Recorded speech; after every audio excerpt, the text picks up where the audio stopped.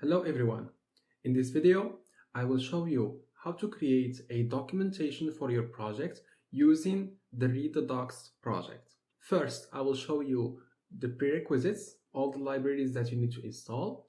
After that, I will show you how to write the documentation, and finally, how to link it to your GitHub account or to your GitHub repository, and then host the files or host the documentation on ReadTheDocs itself. First, I will start by creating a new virtual environment using Anaconda. I will name this environment ReadTheDocs, and I will use Python 3.11. Activate the environment and install the following libraries. The first library that we need to install is Sphinx. Then we need to install the theme that will be used in the documentation. Pip install sphinx RTD theme. Now we are ready to create our project. We are going to use the following command: sphinx quick start. This is the command that we are going to use in order to create the documentation project. Hit enter. Okay, so here I have a typo. Here, instead of using a underscore, we need to use a dash. Okay, so now run this command. Here it is saying, do you want to separate the source and build directories? Yes. Here we need to choose a project name.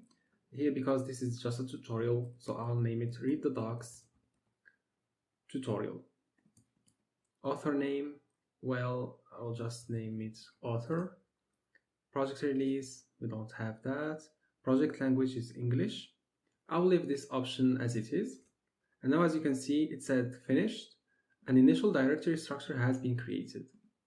So you can see now that we have some files, and inside it we have the index.rsc. We are going to use this file in order to create our documentation. And now, to build the project, you can just use the following command: make HTML. Okay, so as you can see here, it says the HTML pages are in build./HTML. So we can go there, HTML, and as you can see here, we have the files or the build. Now, I can click on index.html. If you have Live Server installed, which is an extension here that you can find in VS Code, Live Server, let's see, so we can install this, and it will let you open this HTML file in your browser. Okay, so as you can see, this is how our website looks like right now, but we are going to make it more beautiful later.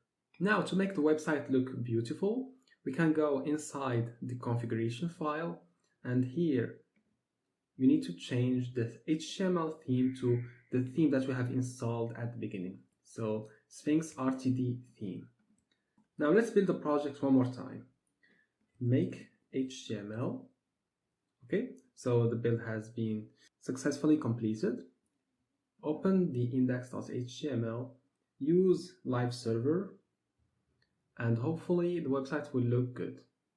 As you can see, this is how the ReadTheDocs documentation looks like, and I think you are familiar with this theme. A lot of libraries, a lot of projects on GitHub use this theme to showcase their documentation. Now I can go back to index.rsc. As you can see, if you compare what we have here inside this file and what we see here, basically this is the same. You can see that we have welcome to ReadTheDocs tutorials documentation, and this is exactly what we have here. And if I add something else, let's say this is a sentence. If I save the file, you are going to see nothing because I need to build this one more time. Make HTML. You can see now that I have the sentence appearing, which means that any file that has the RST extension will be loaded here. So there are a lot of things that you can use in order to make the website look good. You can have a table of contents, but I'm not going to go into details. You can go and search for it to learn more. But what I will show you now, how to take this project and put it on your GitHub and then host it on the internet using ReadTheDocs itself. So let's go on to VS Code. Here you can initialize the repository, okay, and then I'll put everything, it doesn't matter, this is just a tutorial. Here I will say initial commit. I'll commit all the files that I have on my project, and I will publish the branch documentation test, okay. I'll make it public, but I'll delete it after that. Here, this is very important. You need to make the repository public so that ReadTheDocs can see the repository so that it can load the documentation and show it to everyone on the web. Okay, let's open on GitHub to see if we have everything there. Okay, so as you can see now that I have a new repository which is public and I have all the files. Good. So the next step is to go to ReadTheDocs. Let me open Chrome because I have my account there. ReadTheDocs. So this is the website. Okay, first of all, you need to log in and here choose the community version. After that, I can make sure that you connect to the same GitHub account that you have used to push the repository or to push the files into the repository. This is the same account that I have here.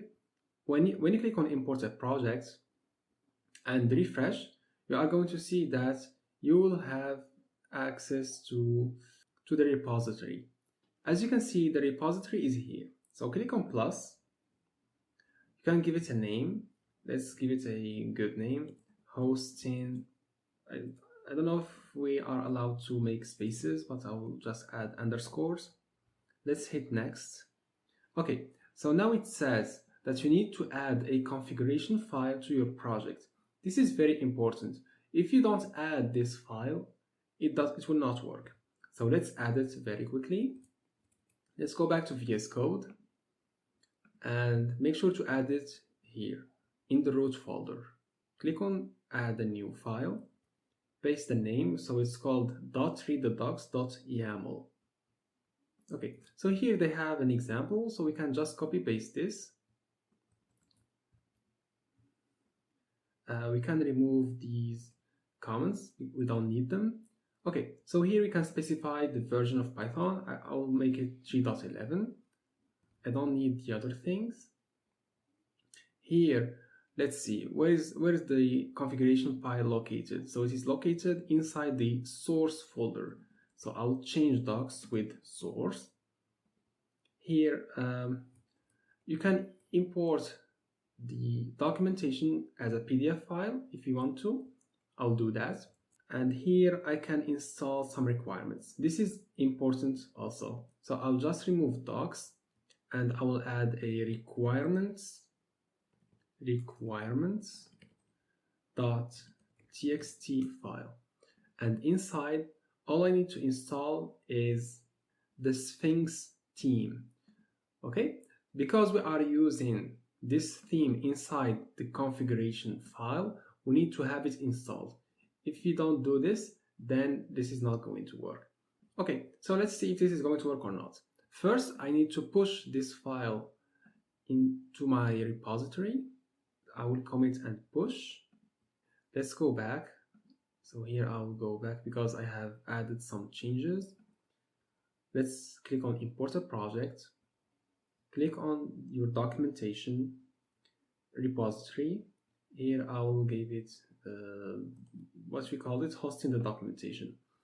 Okay, everything looks good. Hit next. Okay, so we added the configuration file.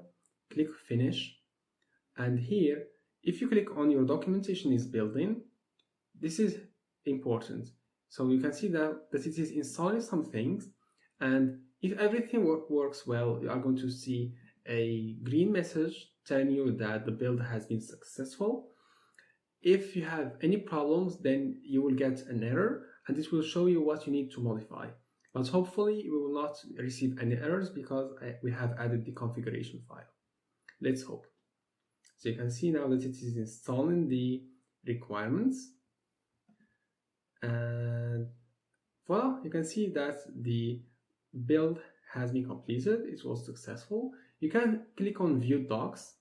And this website, if you take this link and give it to your friends, they can check your documentation from all over the world. Why? Because ReadTheDocs took your project and hosted it for free. Why? Because you have your repository as public.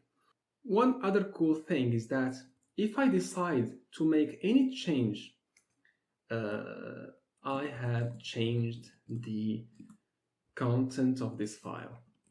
If you make any change to your repository, so I have changed this file, let's wait for a while and I will push this change to my repository. The cool thing is that ReadTheDocs will automatically update your documentation. So we don't need to come to ReadTheDocs. Sorry, we need to go to ReadTheDocs. So you don't need to come here and then log in again to your account, come to hosting the documentation and import it one more time. So it is going to be done automatically. So you can see it is installing or it is building the project one more time to take the changes that you have made to the repository and to show that to the users.